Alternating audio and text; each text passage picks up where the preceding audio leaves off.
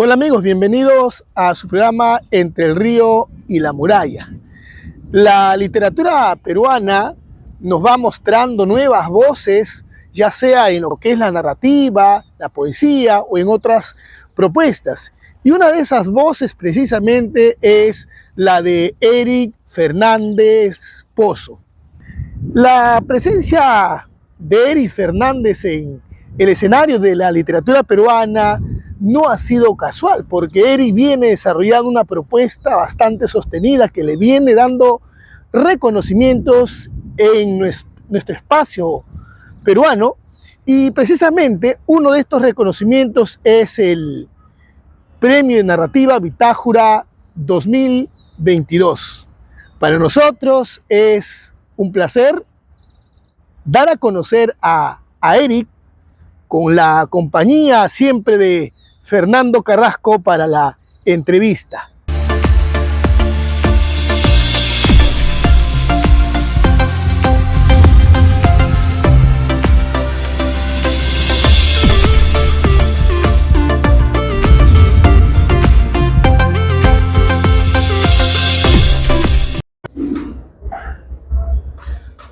Amigos, muy buenas tardes.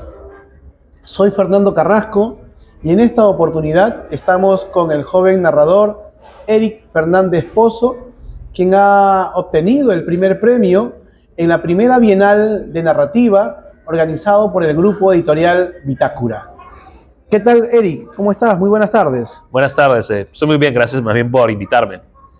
Eric, para dar inicio a nuestra conversación, cuéntanos un poquito en torno a tu formación académica, tanto aquí en el Perú como en el extranjero.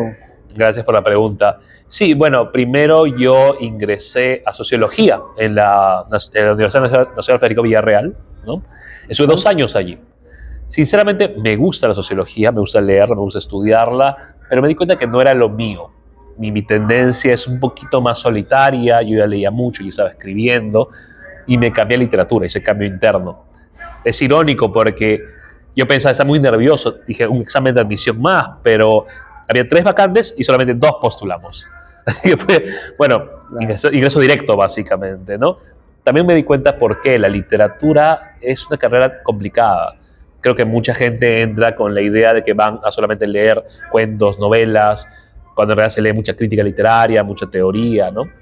Así que pero la verdad no me arrepiento de nada, me encantó la carrera, conocí muy buenos profesores allí, y cuando terminé la carrera, ¿no? Después de 5 años, fui a Argentina, estuve 1 año viviendo allí. Empecé a estudiar guión cinematográfico, llevé algunos cursos, pero la situación económica fue bastante complicada, así que regresé, y en eso ya sabía de la maestría de escritura creativa en la Universidad de Texas en El Paso, ¿no? Que les conocen como UTEP. Así que postulé, agarré la maestría y estudié de 2019 a 2022 allí. La tesis normalmente puede ser un poemario, un libro de cuentos, una novela, un guión. En mi caso fue una novela de ciencia ficción, un poquito amplia, que quiero corregir y ver, bueno, publicarla, ¿no? Mandarla a un concurso quizá, ¿no? Si algo ha pasado con ese concurso es que ya no cree, ya mira, se puede hacer, ¿no? Y bueno, el año pasado postulé un doctorado en diciembre en varias universidades, ¿no? La universidad que le entusiasmó mi proyecto se llama Rutgers, queda en Nueva Jersey, a 50 minutos me hice en tren en Manhattan. Así que eso me gusta, ¿no? Porque quiero ver más Nueva York. Fui una vez, me encantó. Y bueno, voy a ir el próximo año más o menos por esas fechas, en agosto, ¿no? Para comenzar a estudiar. Me emociona el nuevo proyecto, ¿no? Qué bueno, Eric. Y en esa línea de trabajos de investigación, ¿cuál es el ámbito en el cual te desenvuelves o en el cual tú te sientes más cómodo? Mira, últimamente eso pasó justamente por mi tesis, por la novela que escribí, ¿no? La novela, no solamente la novela, tienes que redactar un prefacio académico. Y como mi novela es ciencia ficción, tuve que leer bastante ciencia ficción. Latinoamericana, estadounidense, incluso europea. Me encantó, me gustó tanto que lo que quiero hacer es investigar ciencia ficción latinoamericana. De hecho, lo que me dijeron en Rutgers es que mi proyecto les emocionaba porque la mayoría de latinoamericanos, especialmente peruanos, van por indigenismo, por ejemplo. Lo cual no está mal, me encanta. De hecho, José María Arguedas me encanta leerlo, Ciro Alegría también, pero yo quería probar algo un poco diferente y la ciencia ficción ahorita me atrae mucho. No creo que por allí va mi investigación, aunque tengo, por ejemplo, ponencias sobre Miguel Gutiérrez, ¿no? Que también me gusta mucho. Eric, hasta ahora has publicado 2 libros de narrativa. Este libro de relatos, el 2017, titulado Non Serviam, y recientemente este libro en la línea de la literatura infantil y juvenil, titulado El niño que quería creer en la magia. Conversemos un poquito sobre tu primera publicación. Después de haber leído cada uno de los cuentos, yo noto que en este libro los personajes muestran un sentimiento de rebeldía, de insatisfacción, y que anhelan regresar a un momento en la que se encontraban en una situación mucho mejor que en la que se encuentran en el presente. ¿Qué nos puedes decir tú al respecto? Bueno, primero que nada, sí, efectivamente te doy la razón, ¿no? Yo creo que los personajes, la mayoría están marcados por un comportamiento bastante rebelde, ¿no? Y creo que es porque justamente es mi primer libro, nace de... Si bien siendo yo no creo en la no ficción, ¿no? Yo no creo que tal cosa como la no ficción exista, que no, esto es real, no, yo pienso que todos ficcionalizamos, ¿no? Sí creo que es bastante, entre comillas, autobiográfico este primer libro, ¿no? Situaciones, cuentos, tienen mucho que ver con lo que me ha pasado a mí. Yo he sido mesero en algún momento de mi vida, ¿no? Como en uno de los cuentos, o en el cumpleaños, ¿no? O yo he cargado sillas también, ¿no? Trabajando cuando era adolescente. Y creo yo que esto que tú me dices acerca de regresar a un lugar previo, es obviamente un engaño, porque nunca vas a poder regresar pues, a ese lugar previo. También es una suerte de buscar otro lugar, ¿no? Hay una frustración, definitivamente, porque... Y no creo ser el único. He conocido mucha gente que en el momento sentí que tenía muchas capacidades para hacer algo, pero que por A, B, C razones no tenía la economía para sustentar esa capacidad. Y al principio tenía que pasarla de manera complicada, ¿no? Como mucha gente. Yo particularmente veía muchos de mis amigos, por ejemplo, ¿no? De colegio, mis compañeros de colegio, terminaron e inmediatamente se preparaban para la universidad. Sus padres tenían el dinero, ¿no? Y yo no podía hacerlo. O no ir a la playa, por ejemplo. No podía ir a la playa en un verano para solearme, qué sé yo, porque tenía que buscar trabajo, ¿no? Y no siempre fue así. En algún momento mi madre tuvo una buena situación económica, yo podía haber estudiado una carrera saliendo del colegio, pero creo yo, y eso le diría, eso creo que ya la persona que escribió el libro lo sabía, todo lo que me sucedió me dio para escribir ese libro, ¿no? Yo más bien agradezco ese tipo de experiencias, claro, ¿no? Más que renegar de ellas, ¿no? Pero igual lo plasmé tal como lo sentí en esos momentos o como lo recuerdo, ¿no? Y sí, había bastante rebeldía, bastante amargura a ratos, ¿no? Pero no sé si es algo malo necesariamente, ¿no? No. De alguna forma, dentro de nuestro canon narrativo, encontramos pues, personajes de esa índole, ¿no? Y me parece interesante que tú también hayas sabido plasmar todas tus vivencias dentro de estos relatos. Sí. Bueno, definitivamente creo que todos comenzamos en parte por allí, ¿no? No quisiera seguir haciéndolo indefinidamente, aunque algo de eso va a haber, pero creo yo que ahorita por ejemplo quiero buscar otras cosas, otros caminos, ¿no? Sin embargo, cuando nace Non Serviam, ¿no? Nace con ese tipo de preocupaciones, nace con preocupaciones acerca de esta, como digo, esa impotencia que mucha gente tiene, porque en mi caso, por ejemplo, yo leía mucho, ¿no? Y típico adolescente, ¿no? De 17, 18 años, como que creía, bueno, ¿y por qué yo no tengo la oportunidad de hacer algo con esto que sé? ¿No? Cuando hay gente que yo conozco que la tiene más fácil, ¿no? Algo de eso hay, ¿no? Pero, como digo, al mismo tiempo, por ejemplo, en el segundo cuento, ¿no? Aquel viento tan liviano, yo conocí mucha gente muy, muy loca, pues, ¿no? Cargando sillas, ¿no? Piratita, por ejemplo, es un personaje real, ¿no? Bueno, no real como lo describo, quizá, ¿no? Pero sí conocí a alguien que le decían Piratita y que, bueno, era bastante achorado, ¿no? En este libro también he encontrado algunos relatos donde los personajes son escritores que están también reflexionando en torno a sus dilemas creativos, ¿no? Y eso me parece muy interesante cómo tú también exploras ese camino. Mira, yo no quería sonar cliché, ¿ya? Porque yo sé que mucha gente dice, no, el escritor que escribe sobre escritores, eso es muy cliché, ¿no? Pero creo yo, por ejemplo, uno de los cuentos, ¿no? Lleno de nada, yo pienso que más bien me burlo un poquito de gente que he conocido en mi camino, ¿no? Gente que aparentemente sabía mucho de todo, pero a la hora de plasmarlo en el papel no podía, o no tenía capacidad, o no tenía la seguridad de hacerlo, ¿no? Eh, por otro lado, también es cierto que reflexiono mucho acerca de cuando yo era más joven, ¿no? Yo conocía mucha gente que la intelectualidad la utilizaba como un arma. Hombres, sobre todo, para tener algo como con chicas. Y me parecía muy gracioso, pues. O sea, no sé, yo pocas veces lo hice. No digo que esté mal, pero me parecía gracioso. Y cómo se llama, y creo que también por ahí va, ¿no? O sea, quería escribir algo sobre, ya vamos a escribir, vamos a inventar este personaje que aparentemente sabe mucho y que lo utiliza de este modo, pero que en realidad, pues, hay una tragedia ahí.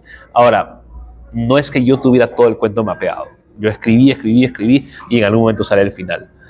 Si de algo quizá me arrepiento a ratos, pero igual lo voy a dejar así, es del título, porque hablé con un amigo y él me dijo, pero tu título es muy obvio, me dice, hubiera sido mejor otro título, ¿no? Pero fuera de eso, no, me gusta el cuento, ¿no? Y ahora, con respecto a otro cuento que podría reflexionar sobre esta idea, expresiones, ¿no? ¿Cómo se llama? En este cuento yo más bien reflexiono sobre el papel del arte, la importancia del arte, creo yo. O sea, intento en todo caso, cada lector lo interpretará de diferente manera, ¿no? Pero porque yo siento que no necesariamente el arte es todo glamour, o sea, no todo el mundo va a ser Vargas Llosa o va a estar con premios, ¿no? Hay gente que más bien el arte los hunde, ¿no? Más bien gente del arte los hunde en depresión, en impotencia, ¿no? Y creo que este personaje al que visita la muerte es uno de ellos, ¿no? Es alguien que de algún modo ha despertado a esta suerte ¿cómo se llama? Epifanía de que se va a morir. Y más bien eso lo deprime y lo inmoviliza, ¿no? O sea, escribe, pero no escribe para nadie, ¿no? Es su ejercicio casi, no sé, onanístico, pues, ¿no? Pero sí, supongo que es una visión un poquito negativa quizá, ¿no? No sé. No, yo no creo eso particularmente, pero sí he conocido gente que se ha hundido un poco con este tipo de manifestaciones, ¿no? Yo personalmente pienso que un escritor debería ser valiente, una persona valiente, ¿no? Y atreverse a hacer cosas, ¿no? Atreverse a mandar cosas, qué sé yo, ¿no? Aunque te vaya mal, porque al final nadie te va a quitar eso. Yo no voy a dejar de escribir porque a mí me critiquen o qué sé yo, ¿no? Claro. Por ahí va, como te digo, ¿no? Me parece muy bien. Eric, otro aspecto que me ha llamado la atención de tu libro es que los personajes en su mayoría están marcados pues por la frustración, por el fracaso, ¿no? Hay una visión bastante, se podría decir, escéptica de la realidad. ¿Cómo así entonces tú percibes o cómo es que llegas a tener también esa proyección del mundo en el que nos movemos y que está reflejado en tu libro? Me has hecho acordar, este libro, yo hablé con mi profesor de colegio, ¿no? Que es bastante cercano, ¿no? Y lo intenté, pues, le dije, profesor, le lo regalé, ¿no? Y le dije, no sé si podemos, no sé, promocionarlo en el colegio, ¿no? Voy a ver, me dijo. Y luego con una amiga que es profesora ahí en el colegio, ella me dijo, el profesor no quiere, porque siente que los alumnos y sus papás sobre todo se van a quejar, ¿no? Me dijo. En cambio, por ejemplo, he podido promocionar mi libro de cuento infantil, ¿no? Porque el profesor me dijo una vez, ¿no? Yo no sé por qué hay una tendencia a que los cuentos terminen mal, me dice, ¿no? ¿Por qué no hablar de cosas que terminan bien, con finales felices, ¿no? Y yo no sé si eso si es algo consciente. Yo no podría decirte, no, yo lo escribí con esa intención.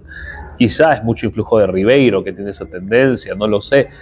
Pero yo pienso que, como dije anteriormente, yo escribí este libro en base a muchas vivencias que había tenido, ¿no? Yo no lo escribí en base para desanimar personas. Yo lo escribí más bien para motivar, por ejemplo, indignación. Cuando yo leí Paco Yunque, por ejemplo, que Paco Yunque no termina bien, yo no pensé, oye, qué fregado, pobre Paco Yunque, entonces la vida me está diciendo, o Vallejo me está diciendo que hay que conformarse pues con el papel que le toca a cada uno, ¿no? No, yo me indigné. Yo pensé, ¿por qué no tengo un Humberto Grillo ahorita para pegarle? ¿No? Y era muy chico. O sea, yo lo que creo más bien es que estos finales complicados, difíciles, pesimistas, entre comillas, muchas veces generan lo contrario. Generan una reacción ante esto, generan un ¿qué podría hacer yo? ¿Cómo podría cambiar esto? ¿No? Yo creo también, obviamente, que está muy influenciado por aquellos capítulos en los que viví. Pero si yo hubiera tragado, por así decirlo, mis propios cuentos, de manera literal, yo no hubiera seguido escribiendo en primer lugar, o no hubiera comenzado a escribir, ¿no? Y no, la verdad que no. Yo creo que para mí es irónico porque lo nihilista, entre comillas, o lo negativo puede motivarte en sentido contrario, ¿no? Claro. Y creo que por ahí va lo que yo quiero decir muchas veces, ¿no? Presentar una situación aparentemente negativa para desenmascarar un discurso. Ahora, te hablo de algo consciente, porque yo no escribo de manera consciente, excepto cuando corrijo. Yo creo que más bien los cuentos, para mí, cuentos, novelas, qué sé yo, salen de preocupaciones que uno tiene, ¿no? Y bueno, en el caso, por ejemplo, del último cuento, ese último cuento nació de como tres fuentes, ¿no? Una de ellas es una película llamada Donnie Darko, ¿no? En la cual justamente citan a otro cuento que también fue fuente, que se llama Los Destructores, de Graham Greene, en unos chicos le roban a alguien y queman el dinero, ¿no? Y bueno, por último, del Joker, ¿no? De la película de Nolan, cuando también quema el dinero. Porque nunca, hasta ahorita, ¿no? He tenido la ambición, por ejemplo, de ser millonario. Me gustaría vivir cómodo, ¿no? De hecho, ¿a quién no? Creo tener mi comida, no pagar, no tener al casero pues tocándote la puerta y diciéndote, oye, se te venció el alquiler. Pero ser millonario, por así decirlo, me aterra un poco. Porque yo siento que la mayoría de gente con dinero vive digamos, es mucho más cínica, no tiene, la moral no funciona para ellos muchas veces porque tienen el dinero para sobornar a todo el mundo, ¿no? Y aparte, las relaciones afectivas no siempre son las más transparentes, ¿no? Yo siempre digo, ¿no? Bueno, por ejemplo, las chicas con las cuales he estado, ellas sí me han querido porque yo no he tenido nada, ¿no? Y yo lo veo por ese lado, sinceramente, ¿no? Así que creo yo, regresando al cuento, que quemar el dinero para mí es una especie de manifestación de que el dinero es lo más simbólico que hay, ¿no? No es real en general, ¿no? Y me fría que se le dé tanta bola, no tanta importancia. Es un poco difícil ser un escritor que muestre pues un mundo de repente lleno de triunfos y de éxito, procediendo de sociedades como la nuestra, ¿no? Sí, definitivamente. Eh, Además de Julio Ramón Ribeiro, que tú, como bien lo has reconocido, tiene una impronta significativa en tus cuentos, ¿qué otros autores han sido significativos, importantes para ti en tu formación como escritor, Eric? Bueno, yo puedo dividir esa pregunta en dos, ¿no? Porque, por un lado, los que me han influenciado más en mi vida como escritor en general y lo que creo que tienen más influencia en este libro, ¿no? Por un lado, yo siempre le voy a agradecer a Kafka, por ejemplo, ¿no? Kafka para mí es una parada, pues, inevitable, ineludible, pues, cuando uno escribe, ¿no? Y, de hecho, yo siempre digo, ¿no? A mí me gustaría más, de los estilos, me gustaría más, de algún modo, parecerme a ese estilo, que es un estilo mucho más sencillo. No me gustan los estilos tan adornados, ¿no? Yo siempre digo esto, y puede ser un poco chocante, pero siempre digo, a mí me encanta leer a García Márquez, pero no me gustaría escribir como él, ¿no? Siento que él exotiza mucho a ratos, ¿no? No sé, no me gusta tanto a ese nivel, ¿no? ¿Quién más? Me gusta mucho Thomas Mann, por ejemplo, ¿no? El Jude, La montaña mágica. No he leído Muerte en Venecia, para ser sincero, pero creo yo también que, y por ejemplo, J.M. Coetzee, el sudafricano, ¿Ya? hablando de clásicos, Dostoyevsky, Tolstoy, ¿no? Pero hablando ya de este libro, yo pienso que aparte de Ribeiro, Roberto Reyes Tarazona, por ejemplo, yo leí Los Verdes Años del Billar. Recuerdo esa novela que me pareció muy buena, me pareció realmente que se le da muy poca bola, ¿no? Y a mí me encantó, ¿no? Me gustó mucho. Hay una parte, por ejemplo, que hablan sobre cómo un adulto hay un personaje que es un adulto que juega como niño, él inventa usos distintos para cada cosa, ¿no? Y yo siento que un escritor, por ejemplo, hace eso. Para mí, un escritor es alguien que no pierde su lado infantil, busca, más bien no se cuestiona, ¿no? Eso es algo que siempre se me quedó en la cabeza, ¿no? El mismo Miguel Gutiérrez, por ejemplo, a mí me encanta Miguel Gutiérrez, yo siento que también tengo una deuda con él, ¿no? Definitivamente. Y bueno, Osvaldo Reynoso, ¿no? Osvaldo Reynoso para mí es un tipo que maneja, por ejemplo, él maneja el lenguaje de una manera tan, no sé, pues exuberante, a mí me encanta, por ejemplo. Es un tipo que a mí me hace ver Lima de una manera que yo digo, ¡ala! O sea, esa Lima no la conozco, pero quiero conocerla, ¿no? A mí me parece locazo, ¿no? Vargas Llosa también le debo, o sea, al Vargas Llosa novelista, ¿no? El cuentista no me gusta tanto, para ser sincero, pero el novelista sí tiene cosas ahí, ¿no? Que me gustan mucho. A Bryce no tanto. Sinceramente, yo creo que Bryce a mí me gusta Un Mundo para Julius, pero lo demás yo siento que más bien hay una involución. Pero es obviamente un juicio personal, ¿no? Pero yo siento que es el sufrimiento del burgués una y otra vez, ¿no? No tengo nada en contra de eso necesariamente, hay público para todo, pero lo que leí de Bryce luego de Un Mundo para Julius es algo que, o sea, puedo olvidar fácilmente. En cambio, aún recuerdo a Susan, ¿no? A Susan Linda, ¿no? O cómo se llama los chistes que hacen con el cocinero, con Abraham. O sea, aún recuerdo incluso nombres de personajes, ¿no? Claro. Y bueno, aparte de ellos, peruanos, no recuerdo ahorita quién, bueno, obviamente como dije, Ribeiro, ¿no? Pero creo yo que un libro, cuando tú escribes un libro, no es tan simple como decir, de esta fuente he bebido, ¿no? Claro, claro. Porque se mezclan un montón de cosas, ¿no? Yo, por ejemplo, recuerdo que en ese tiempo donde escribía Non Serviam, yo había estado leyendo a Carson McCullers, por ejemplo, ¿no? Y yo no sé si puedo decir que Carson McCullers influenció en el libro, pero a mí me encanta, ¿no? ¿Cómo se llama? La del café triste, por ejemplo, yo eso lo recuerdo, o Reflejo de tus ojos dorados, que tiene una pésima adaptación cinematográfica, ¿no? Pero no lo sé, yo creo que, porque hay una frase de Carlos McCullers en Reflejo de tus ojos dorados que dice que una idea propia es la mezcla de 2 o 3 ideas más lo que tú propones, ¿no? Pero necesita valor para tener una idea propia, y que no todo el mundo hace eso, ¿no? Y habla de un personaje específico que es un cobarde por no hacer eso, ¿no? Y yo creo, al menos quiero creer, que los libros que hago tienen esa, al final, contribución mía, que puede beber de fuentes, pero que al final es una contribución mía. Una voz propia, un mundo propio que está reflejándose en tu trabajo. Muy bien, Eric.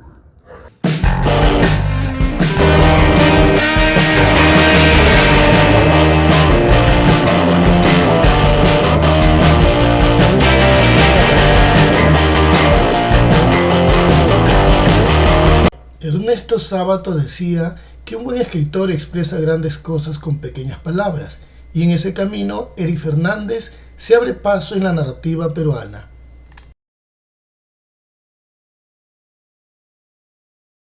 Eric, también has publicado el año pasado, ¿sí? Este libro, El niño que quería creer en la magia, un libro donde tú ya incursionas en lo que es la literatura infantil y juvenil.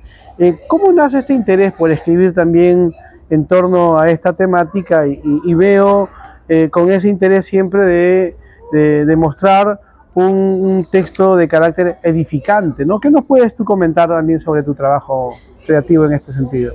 Bueno, voy a ser sincero en primer lugar, ¿no? El cuento que le da nombre al libro nace por accidente. ¿A qué me refiero con esto? Gente que me conoce y mucha gente que me quiere, me pasa la voz de concursos literarios de vez en cuando, ¿no? Y una amiga, cuando yo justo estaba en Buenos Aires, ella me pasa la voz del concurso del himno, de cuento infantil. Y yo le dije, oye, yo nunca he escrito cuento infantil, ¿qué sé yo de ellos, no? Y ella me dijo, mándate, que tienes que perder, ¿no? Bueno, intenté un cuento, escribí 15 páginas. No me gustó. Demasiado plan lector, demasiada lección muy obvia. Lo dejé. Es más, lo borré. Ni siquiera tengo un rastro de ese cuento. Al principio dije, ¿sabes qué? No sirve para cuento infantil, voy a dejarlo ahí. Pero al día siguiente, lo bueno de una buena noche de sueño, me desperté y dije, oye, ¿por qué no? Vamos a intentar qué pasa, ¿no? Comencé a escribir, me dejé llevar y nace el borrador. Fueron 7 días de escritura, 3 días de corrección, lo mandé al concurso. Un mes después, yo estaba tan sin plata, tan misio, que no tenía datos, así que tenía que llegar al departamento donde estaba y conectarme el Wi-Fi, y veo un correo en Gmail, ¿no? Del himno. Propaganda, pensé, ¿no? Veo, estimado señor Fernández, su cuento es finalista del concurso. Al principio yo, sorprendido. Luego, así de bueno soy. Mi primer intento, finalista, pensé, ¿no? Pero luego cometí este error de contar los huevos antes de la gallina, pensé, si gano el premio, pucha, ya me puedo quedar en Buenos Aires bien, tranquilo. No lo gané, lo ganó Sócrates Usunaga, ¿no? Pero creo yo que la oportunidad de escribir este cuento, ¿no? Y de verlo, leerlo luego, me hizo pensar, oye, mira, puedo hacer esto, ¿no? Y luego un día comencé a escribir Visitante de la Llovizna, que es el segundo cuento. Se inspiró en mi gato, porque yo tengo un gatito negro, Suseki, le tengo mucho cariño, y escribí basándome en el gato primero, con una idea, solamente quería escribir un cuento sobre un gato, y de ahí nace todo lo demás. Creo yo que, para mí, un adulto puede de algún modo asimilar lo que acabamos de hablar acerca de cuentos, digamos, pesimistas, nihilistas, y puede sacar una lección. Pero un niño, para mí el trabajo de un adulto con un niño es cuidar su inocencia un poco. Y yo escribí con eso en mente, ¿no? Tratando que mis cuentos sean más edificantes, justamente, no tener lecciones muy obvias, no me gusta eso, pero sí de algún modo mostrar, por ejemplo, amar a los animales, o mostrar la magia de la lectura. Es algo que yo incluso creo, o sea, yo realmente creo que leer es mágico. Para mí, por ejemplo, me subo al tren eléctrico o al metropolitano y nunca falta alguien que escucha su música a todo volumen. Y si no me aso y le digo algo, leo un libro y puedo distraerme, puedo olvidarme que esa persona está ahí. Y para mí eso es mágico. Para mí, de algún modo, eso es lo que quería plasmar con este libro, al menos con el primer cuento, ¿no? Qué bueno, Eric.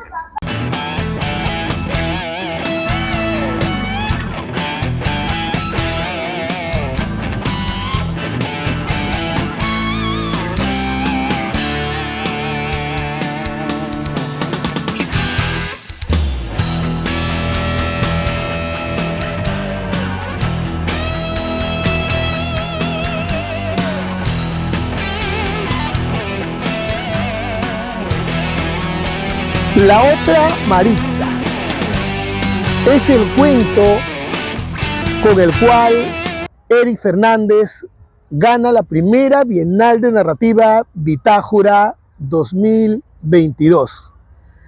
Pero, ¿qué de particular tiene el cuento para que el jurado haya otorgado como ganador a Eric Fernández? Cuando los lectores ya tengan la aproximación al relato, ustedes encontrarán al clásico personaje llamado Maritza. Lo curioso en Maritza es que a la edad ya avanzada llega el amor, llega la idea de la sexualidad, y es ahí donde las barreras, los parámetros sociales entran en ese conflicto, el cual va a ser superado, pero la lectura nos trae como recuerdo aquellas referencias a Foucault con respecto a ese juego de poder frente a la sexualidad y precisamente a esas barreras sociales que fueron ya planteadas tal vez también en otras novelas, en otros relatos. Pero la forma como Eric Fernández lo va abordando es lo que le da ese toque particular y que nos invita a todos a la lectura de su cuento. Vayamos entonces a conocer un poquito más con respecto a este cuento, ganador de la primera Bienal de Narrativa Bitájura 2022.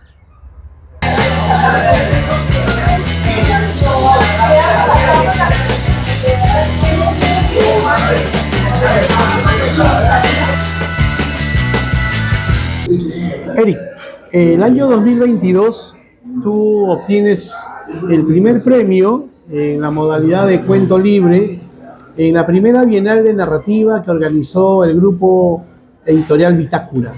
¿Cómo se origina esta idea de escribir en torno a un personaje femenino que ya en el otoño de su vida se ve atrapado por el amor, se ve atrapada por el amor. Bueno, mira, para serte sincero, yo saco algunas de mis ideas de sueños, ¿no? Sueños. Sueños. O sea, yo a veces tengo sueños con imágenes que me sugieren historias, o incluso ya historias directamente, o sea, incluso diálogos, qué sé yo, ¿no? El sueño que tuve, soñé con la espalda de un tipo joven y la mano de una mujer mayor que acariciaba esta espalda, ¿no? Era la mano de una mujer con manchas, arrugada, las venitas, pues, ¿no? Y cuando desperté, a partir de esa imagen comencé a escribir, ¿ok? Por otro lado, siempre he pensado que la sexualidad ¿cómo se llama? Ancianidad es negada por mucha gente. Es como que no lo ven bien, mucha gente no lo dice, pero como que no deberías desear a alguien cuando eres mayor, ¿no? Y más si la persona que deseas es joven. O sea, como un pecado o algo así. Eso ya no me gusta, ¿no? Y creo que fue por esa razón, en parte, por la que escribí. Por otro lado, yo siento mucha simpatía por mi personaje, ¿no? Por Maritza. Creo yo que es una mujer que ha vivido negándose a sí misma, ¿no? Negando su sexualidad, negando los apetitos que pueda tener. No es raro, por ejemplo, y eso me llama la atención, que mucha gente crea o evalúe, no sé, el pasado con las ideas del presente, ¿no? Y yo he hablado con mujeres, he hablado con hombres y mayores, ¿no? Y no es raro que incluso mujeres ya mayores nunca se hayan masturbado en su vida, ¿no? Es algo que la gente a veces no comprende. Y creo que de ese aprendizaje, de esas cosas, saqué el material para poder escribir el cuento. Ahora, también porque lo hice, como digo, o sea, fue motivado en parte por el sueño y en parte quería de algún modo experimentar, en el sentido de que ahorita sobre todo se dice que uno no debería escribir en base a personajes que no se alineen con lo que es uno, ¿no? Como hombre yo no puedo escribir desde el punto de vista de una mujer o viceversa, y a mí me parece son tonterías. O sea, yo creo que en la ficción es válido escribir desde cualquier punto de vista, ¿no? Yo no creo en esto de la apropiación cultural con respecto a la narrativa o la apropiación que sé yo, ¿no? Yo creo que es válido.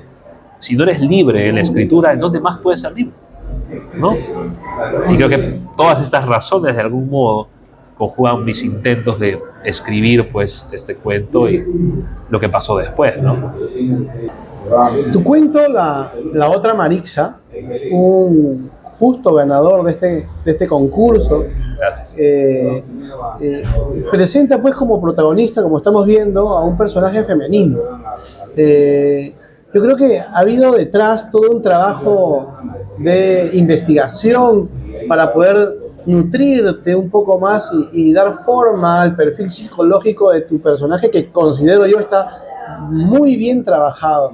¿Qué referentes de pronto de la narrativa peruana o tal vez en otros ámbitos del arte te sirvieron para poder darle forma a tu protagonista, Eric? Mira, te voy a ser sincero, en la literatura no mucho. O sea, yo he leído no una sino muchas muertes, por ejemplo, pero el personaje, ¿no? Maruja, allí más bien es una chica joven, ¿no? Y de hecho me gusta mucho más la novela que la adaptación cinematográfica. En la novela Maruja, pues esta chica brava, pues no fuerte. Y yo siento que es despojada de todo esto en la película pues de Lombardi, ¿no? Es más bien una chica indefensa, ¿no? Medio quemada a ratos, no sé, no me gustó mucho. Yo saqué mucho porque yo me documenté, sí, o sea, vi películas sobre todo. Películas en las cuales estas mujeres mayores comienzan a explorar su sexualidad. ¿Te acuerdas de alguna de esas películas? No, de verdad, títulos no me acuerdo, pero por ejemplo, había una película en la cual una señora mayor se mete con un chico muy, muy joven, tienen un romance, o sea, encamarse, pero la señora ella sabía que se iba a morir. O sea, es como que ella prueba esto que quería hacer días antes de morirse. Recuerdo hasta ahora eso, ¿no? El título no lo recuerdo, pero sí recuerdo la trama, ¿no? Otra película española, sí, también me acuerdo de la trama, con el título no, en la cual se ven varias mujeres que tienen a la vez, pues, experiencias. Una de ellas intenta reconquistar a su marido, se da cuenta que el marido le es infiel, y eso tiene relaciones hace mucho tiempo. Otra que justamente comienza a masturbarse, comienza a descubrir la masturbación ya de anciana, ¿no? Y eso me gustó porque no se habla mucho de la sexualidad femenina y, no se habla, y menos se habla de la sexualidad entre los viejos. Y tienen deseo todavía, ¿no? Es muy... Ya, por ejemplo, un ejemplo sí literario que me viene a la mente ahorita es El amor en los tiempos del cólera, ¿no? Cuando Florentino Ariza, por ejemplo, tiene algo con esta chica América Vicuña, ¿no? Por ejemplo. Y esta escena que a muchos se escandaliza, creo yo, a mí me pareció muy tierna incluso, porque pensaba, este mundo del sexo se abre pues de un modo muy, no sé, muy idílico a ratos, ¿no? Yo no creo en moralismo con respecto a la literatura, para ser sincero, así que creo que de esas fuentes he bebido, ¿no? Pero también, y por otro lado, no puedo dejar de mencionar gente que he conocido, ¿no? Mujeres mayores con las cuales he hablado, ¿no? Y me doy cuenta que ellas también, o sea, cuando son muy sinceras se les sale, cuando les das la apertura se les sale. ¿Te tocó la oportunidad de tener de repente algún acercamiento amoroso con alguna persona mayor? No, pero me gustaría, por ejemplo, de verdad, te soy muy sincero, es una experiencia que nunca he tenido. Porque máximo he tenido algo con alguien 4 años mayor que yo, que no es mucho en realidad, bueno, ¿no? Sí he visto mujeres mayores a las cuales yo les he gustado, pero, por ejemplo, en ese tiempo yo tenía una relación estable, pues no quería nada más con nadie, pero sí he visto y me doy cuenta que es más bien un universo muy rico para explorar, ¿no? Es incluso muy halagador, porque yo creo que cuando una mujer o cuando una persona se fija en ti y es una persona inteligente, ¿no? A mí me seduce mucho eso, ¿no? Yo he visto mujeres mayores, por ejemplo, que han sido guapas, jóvenes y muy inteligentes, ¿no? Y creo yo que esto a mí me halaga particularmente, me halaga y es lo que yo intenté reproducir con Maritza, ¿no? Aparte de reproducir que Maritza es una mujer que amaba a su pareja, ¿no? A su esposo muerto, pero quizá no había probado el placer. Y yo pienso que es muy triste morir sin probar un orgasmo, sin probar el placer de algún modo, ¿no? Y sobre todo en esa sociedad latinoamericana, en Perú, es como que una mujer no debería, ¿no? Es como que la mejor mujer es aquella que no, y no... Ya, otra referencia, por ejemplo, de Chica da Silva. No sé si has visto la novela, ¿no? La brasileña, ¿no? La brasileña. Porque recuerdo dos mujeres particularmente, ¿no? Doña Micaela, me acuerdo de la mujer del sargento mayor, creo que es un personaje, que el sargento mayor es un hombre mayor, viejo, y es un patán, pues el tipo llega y le dice, machista de ese tiempo, pero así, un fósil que no puede vivir hoy el día de hoy, ¿no? Que es como que le dice, ya, tengo ganas de usar a su merced, ¿no? Acuéstate que la voy a usar. Claro, la voy a usar, abra las piernas, ¿no? Y también recuerdo a la esposa del capitán mayor, que ella tiene un amante, pues un joven, cuando el esposo muere, ¿no?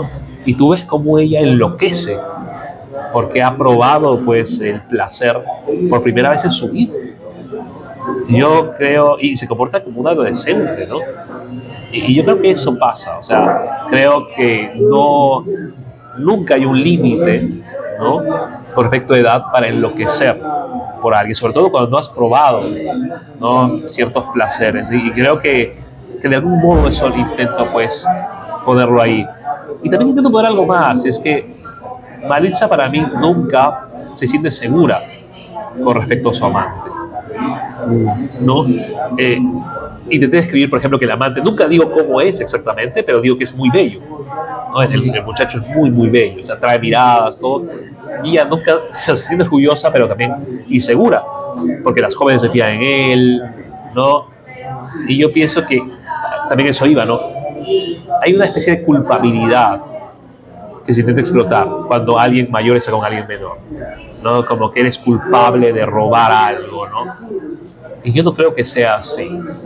Yo no creo que es muy condescendiente, sobre todo con las mujeres, ¿no? Cuando un hombre mayor está con una mujer más joven y como que, qué maldito. Yo pienso, ¿te das cuenta de lo condescendiente que eres con esa mujer? O sea, ella no pudo haber elegido estar con alguien mayor.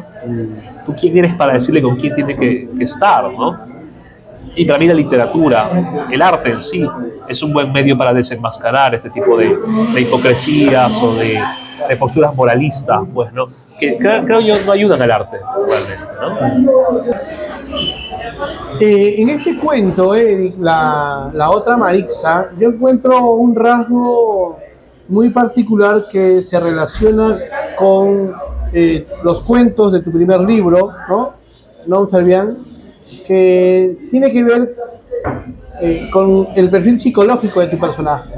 Y sobre todo con esa actitud de ir en contra de lo que se le quiere imponer, ¿no? Es un personaje insatisfecho, un personaje también que cuestiona su entorno, que finalmente busca la felicidad, más allá de lo que pueda decirle su entorno familiar o lo que le quiere imponer la sociedad, ¿no? ¿Tú cómo entiendes todo esto? ¿Qué nos puedes comentar sobre esto? Bueno, primero yo creo, como lo dije hace un rato, ¿no?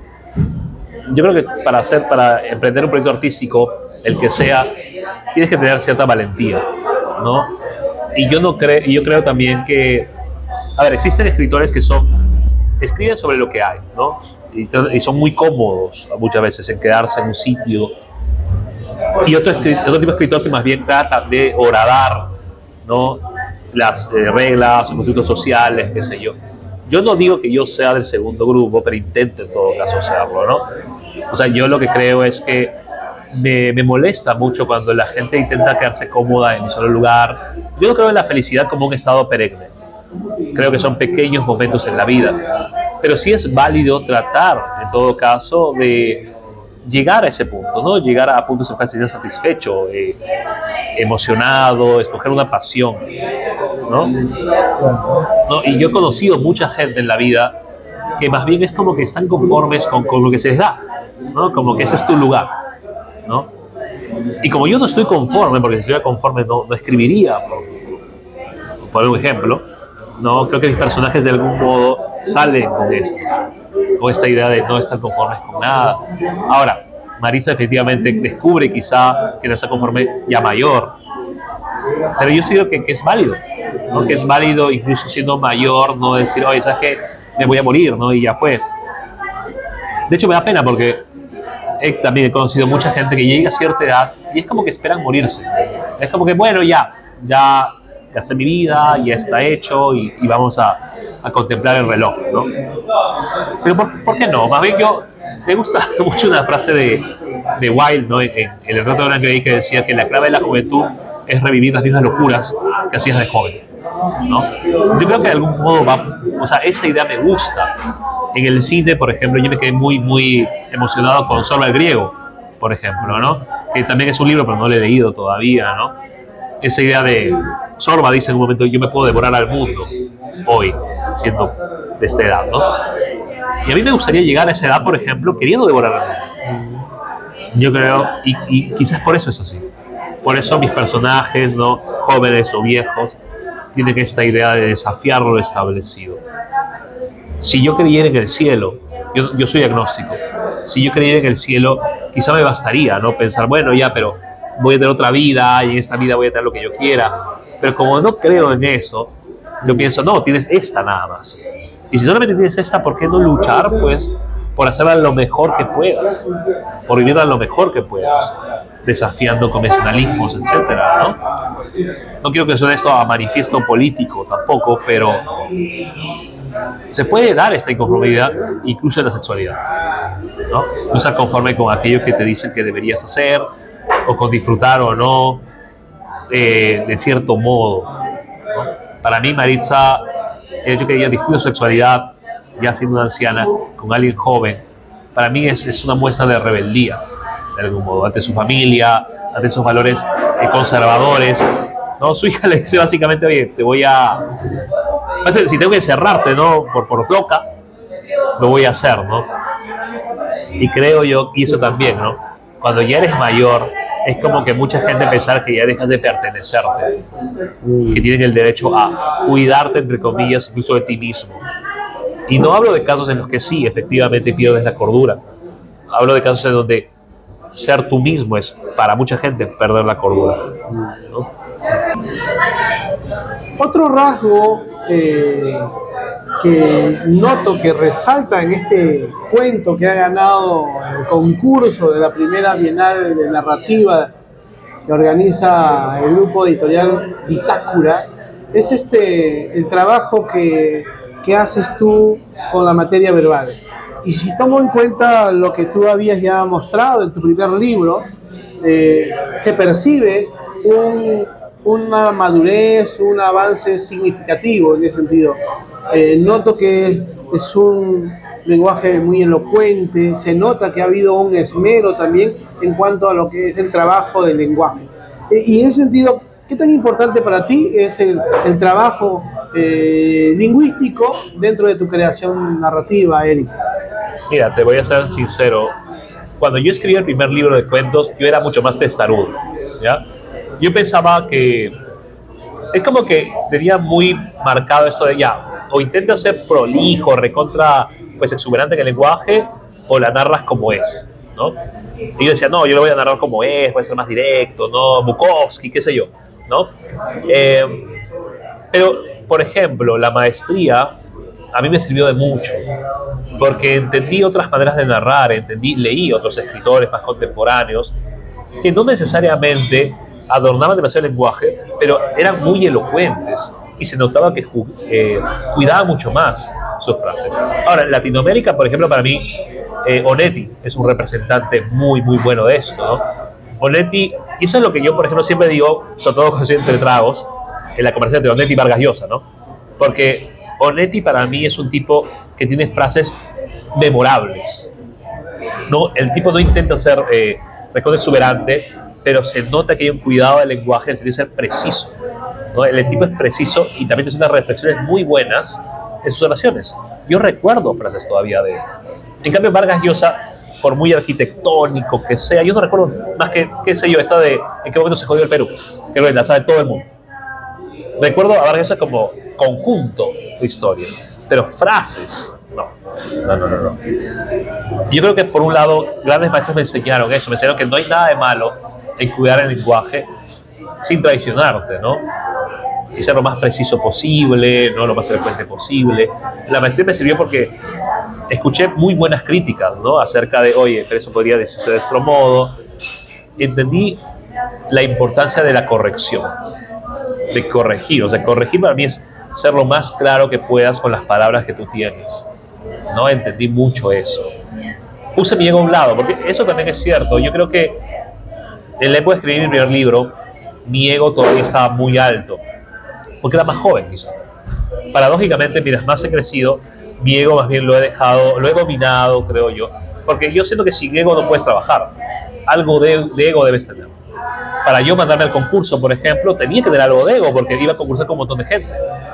Pero el ego no podía ganarme tampoco, ¿no? Y es esto, dominar al ego te hace que tú puedas escuchar sugerencias, te hace que tú digas, oye, esto sería mejor, no dejarlo en el borrador, sino corregirlo. ¿Cuál es la mejor manera de decirlo, no? Y te tomas más tiempo justamente trabajando el lenguaje, ¿no? Trabajando maneras. La historia está ahí. Corregir es lograr que decir la historia, contar la historia de la mejor manera posible para poder contagiar entusiasmo, contagiar pena al lector, ¿no? Al lector que tú eres incluso, ¿no? Y creo que por ahí he tratado de ir yo, ¿no? Cuidar más mi lenguaje sin llegar a ser, pues, intentar ser impostado, intentar, entre comillas, ser poético. Si soy poético, va a ser con lo que yo tengo a la mano y con lo que intento hacer. Pero yo he elegido escritores que tienen, siento como que tuvieran el diccionario al lado, ¿no? Y eso a mí no me gusta particularmente. Todo bien, ¿no? Pero no es algo que a mí necesariamente yo comparta, ¿no? Prefiero, como dije, el estilo de Kafka. Onetti para mí es un tipo que se nota que corrige, sí, pero no creo que corrija de esa manera obsesiva, ¿no? Que digo las personas. Yo siento que Onetti era muy natural en sus textos, ¿no? Y de algún modo son grandes maestros para mí. Maestros que reflexionan, esas reflexiones salen de una manera que te golpea y que al mismo tiempo no ves impostados, ¿no? Eso es lo que yo quisiera hacer, lo que yo aspiro en todo caso a hacer. Y si tomo la palabra, eso es lo que creo que más o menos hice con la otra Maritza. Eso espero al menos, ¿no? Eric, Hemos conversado un poco sobre tu trabajo como, creativo, y como hemos visto, tus personajes pues se caracterizan por mostrar siempre una actitud rebelde, cuestionadora con respecto a su entorno y a la sociedad. Pero ya hablando en este caso del escritor que también está conectado con el contexto en el que se desenvuelve, Eric Fernández, como ciudadano de este país en el que nos ha tocado vivir, ¿qué opinión tienes con respecto al contexto político, la coyuntura en la cual nos estamos desenvolviendo, que son tiempos recios, ¿no? ¿Qué nos puedes decir al respecto? Bueno, yo creo que estamos, primero que nada, yo creo que estamos en una dictadura blanda, por así decirlo, ¿no? Ahorita. Nunca he negado eso, ¿no? Yo pienso que ahorita estamos muy, muy mal, ¿no? De hecho, yo no auguro, o sea, yo espero, tengo esperanza que esto mejore, pero no sé de dónde está agarrando esa esperanza, porque hasta ahorita todo va cada vez peor. Y yo creo que las barreras políticas se han desdibujado. Lo que pasó en Ecuador hace un par de días me ha dejado locazo. O sea, es como que han matado un candidato presidencial. Y tengo mucho miedo de que eso suceda aquí. Quizás no por narcotráfico, pero yo pensaba en César Gillibrand, por ejemplo, últimamente, pensaba cómo es que, qué sentirá este pata, qué impotencia sentirá, porque él ha luchado contra corrupción, contra dictaduras toda su vida. Y ve que todo se repite, sigue repitiéndose, ¿no? Sí, pues. La gente me parece no aprender en el Perú, ¿no? Y podemos echarle la culpa a un montón de cosas, ¿no? Pero yo creo que esto era una crónica de haber denunciada de algún modo, ¿no? Porque el racismo, por ejemplo, que vivimos, siempre lo hemos vivido. Y de algún modo tenía que llegar, por ejemplo, Pedro Castillo a la presidencia para darnos cuenta hasta qué punto la población está dividida. No lo decíamos. O sea, es bacán decir que somos incas, oh sí, Machu Picchu, pero a la hora de la hora, el racismo sigue ahí, es un fantasma del cual no escapamos. Yo creé un canal de YouTube que tiene solo video ahorita, donde hablaba sobre la obra de algunos escritores y le relacionaba acerca de cómo estos escritores, sus obras, podían de algún modo explicar lo que está sucediendo el día de hoy en Perú, ¿no? Es un video que quisiera retomar en algún momento. Y dije algo, ¿no? Que es que la bendición de González Prada es nuestra perdición. Que González Prada siga siendo vigente es algo malo para nosotros. Es como que no hubiera pasado nada, ¿no? Ahora, estoy acostumbrado a decir esto porque, como dije una vez más, o sea, como dije ya antes, es un escritor debe ser valiente de algún modo, creo yo, ¿no? Ahora, lo malo de esto es que siempre se ha habido de gente que le caigo bien y gente que le caigo muy mal. Pero creo yo que la sinceridad, cuando tú eres sincero, de algún modo es el riesgo que vas a correr, ¿no? Y creo que es inevitable. Creo que si tú no quieres quedar bien con todo el mundo y dices tu opinión, tanto por escrito como de manera oral, va a haber gente que no concuerde contigo. Y es normal, creo que incluso está bien que así sea, ¿no?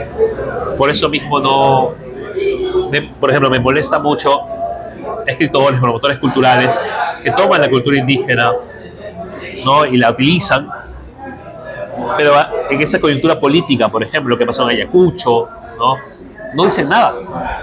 Es cómodo, ¿no? Decir, oye, sí, cultura, que no sé cuándo. Y a la hora de la hora no estás protegiendo, no estás diciendo nada al respecto de matanzas, ¿no?